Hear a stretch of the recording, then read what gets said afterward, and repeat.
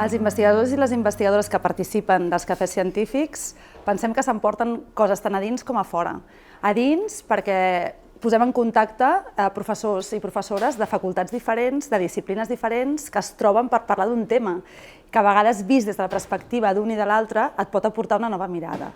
I per altra banda, cap enfora, els dona l'oportunitat de connectar amb el públic, amb un públic al que no estan acostumats a parlar, perquè parlen per l'acadèmia o parlen per l'alumnat, i per tant els obliga a tenir unes aptituds i unes competències de comunicació diferents. I per tant creiem que és una combinació que els enriqueix, tant a dins perquè creen sinergia entre ells, com a fora perquè s'obliguen a parlar a un públic no especialitzat.